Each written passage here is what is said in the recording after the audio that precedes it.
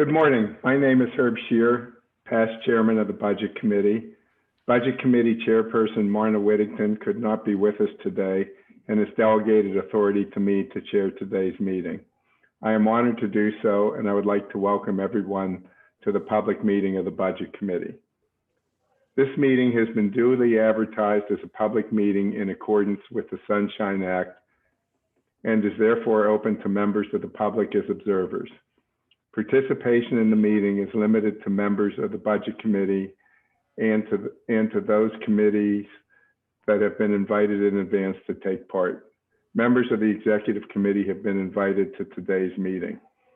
This meeting is being streamed on YouTube and is also being recorded.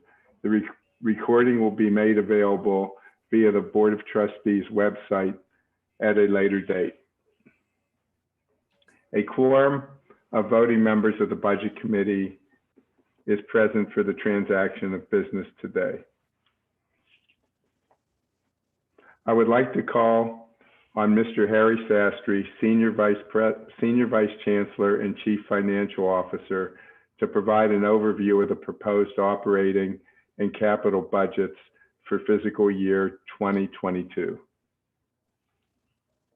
Thank you, Mr. Chairman, and good morning, everybody. The proposed budget for fiscal year 2022 has gone through a deliberative process within the university, including input from senior leadership, board members, and the shared governance of our University Planning and Budgeting Committee, whose members include faculty, staff, and student representatives. The budget proposal reflects a commitment from the Commonwealth that Governor Wolf signed into action and includes a full year of funding to the state-related universities at the same level as last fiscal year. We are grateful to our leaders in Harrisburg for maintaining their investment in the future of our Commonwealth. Last year at this time, we faced the challenges of the COVID-19 pandemic, and we took a variety of steps to manage the financial impact it had on our university. Some of the actions we took included holding tuition and room and board costs flat, in addition to salaries for faculty and staff. The university also offered voluntary early retirement to faculty and staff, restricted non-essential hiring and travel, and strategically paused most construction projects. And there was a 5% COVID-related budget reduction taken university-wide that generated $44 million to fund campus restart costs. These were difficult decisions that enable us today to put forth a budget for fiscal year 2022 that places the university on a path toward normalcy. While challenges remain, I want to thank everyone in the Pitt community for the role they played in helping to get us to where we are today. The University of Pittsburgh's proposed operating budget for fiscal year 2022 is $2.6 billion, a 7.2% increase from last year's $2.4 billion budget. The proposed budget funds our Pitt Success Program, which is designed to make higher education more affordable and accessible for students and their families. The proposed budget also funds strategic initiatives that include strengthening research, recruiting and retaining high caliber students, and enhancing diversity, equity, and inclusion initiatives. The proposed research base for fiscal year 2022 is $908 million, in line with last year's research base. This is the first time the research-based budget, which represents grants and contracts the university receives, is more than $900 million and reflects a continuation of the exceptional work of Pitt researchers and staff, and further strengthens our institution's position as a global leader in research and innovation. The proposed capital budget is $351 million for fiscal year 2022. This capital budget prioritizes essential preservation projects, as well as the construction of the new Student Recreation and Wellness Center and renovations to Hillman Library and the Allen McGee Scaife Hall West Wing. By comparison, the fiscal year 21 capital budget was $140 million, following a strategic pause of some building projects. After a year of holding tuition and room and board rates flat last year, the proposed fiscal year 2022 budget includes an increase for the 21-2022 academic year. On our Pittsburgh campus, tuition will increase by 2.5% for in-state undergraduate and all graduate students. Out-of-state undergraduate students will see an additional increase of 2%, except for undergraduate engineering, which will be kept at the 2.5% base for both in-state and out-of-state. All undergraduate students at the School of Computing and Information will see a further increase of 2%. Regional campus tuition will increase 1.5% for both in-state and out-of-state students. These tuition changes are informed by the value of a Pitt education, as well as competitive market factors. Although room and board rates were kept flat last year due to the pandemic, the proposed fiscal year 2022 budget reflects increases to on-campus housing costs by approximately 5% in Pittsburgh, but lower on the regional campuses. Dining costs are proposed to go up by approximately 3% for all campuses. As a result of the pandemic, salaries were kept flat last year. Our faculty and staff did extraordinary work during the past year, and the proposed fiscal year 2022 budget rewards them with modest progressive salary increases, which aggregate to 1.25%. The pandemic, coupled with early retirements, meant more work under challenging circumstances. While these adjustments cannot compensate for the flexibility and extraordinary efforts of our faculty and staff demonstrated last year, it represents our efforts to acknowledge their tremendous work with more focused increases directed to faculty and staff based on income. As I mentioned earlier, last year we implemented a 5% COVID-related budget reduction.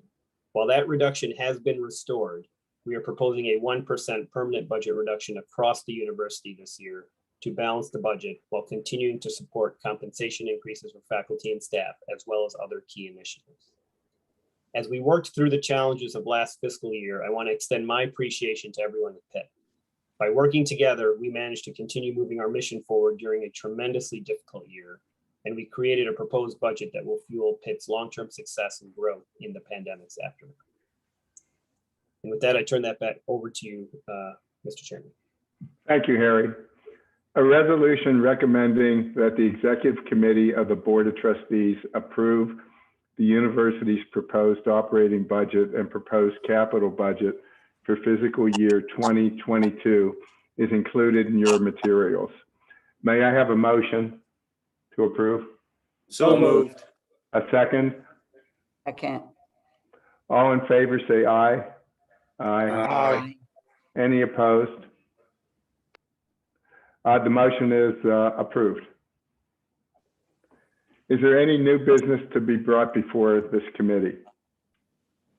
If not, the public meeting of the Budget Committee is adjourned. As a reminder, the public meeting of the Executive Committee will begin momentarily.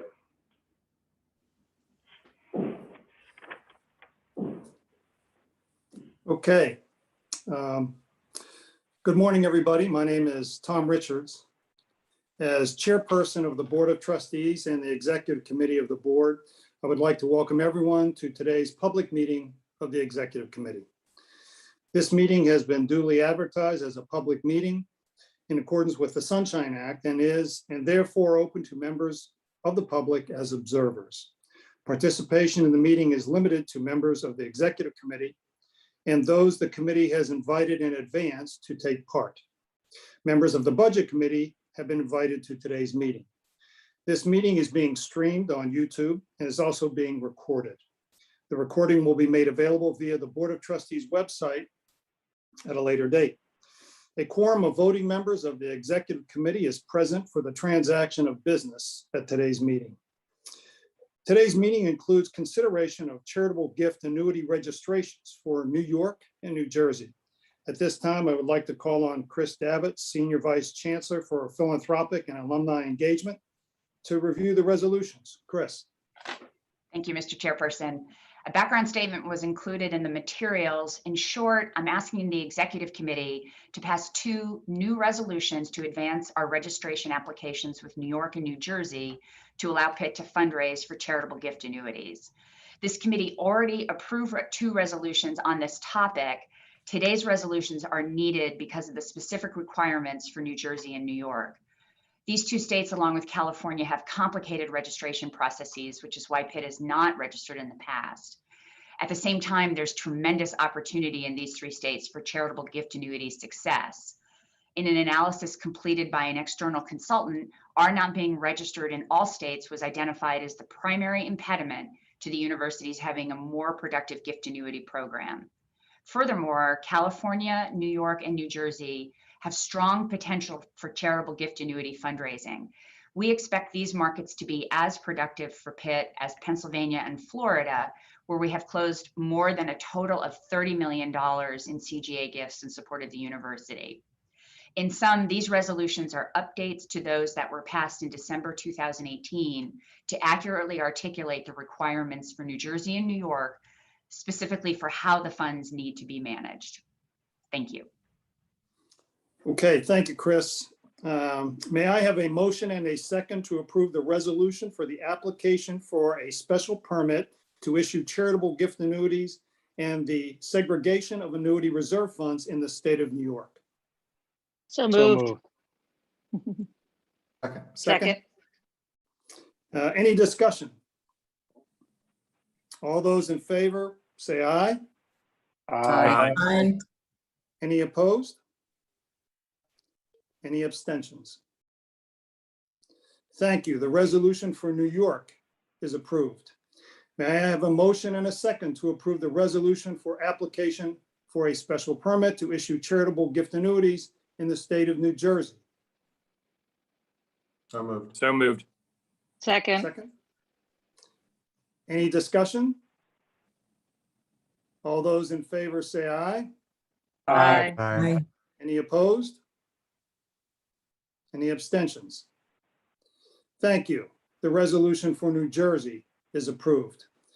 I would now like to call on Trustee Herb Shear, who chaired today's Budget Committee meeting, to present the resolution for the proposed fiscal year 2022 budgets. Herb? Thank you, Mr. Chairman. At its public meeting earlier today, the Budget Committee approved a resolution recommending that the Executive Committee approve the university's fiscal year 2022 proposed operating budget and proposed capital budget. These proposed budgets were distributed to the Executive Committee in advance of today's meeting.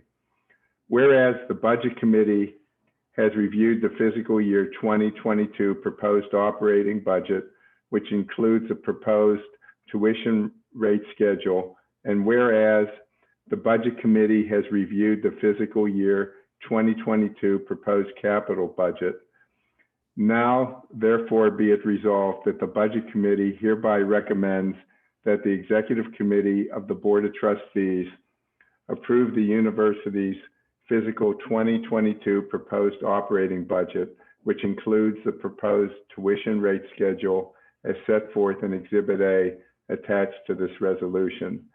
And be it further resolved that the Budget Committee hereby recommends that the Executive Committee of the Board of Trustees approve the university's fiscal year 2022 proposed capital budget as set forth in Exhibit B attached to this resolution.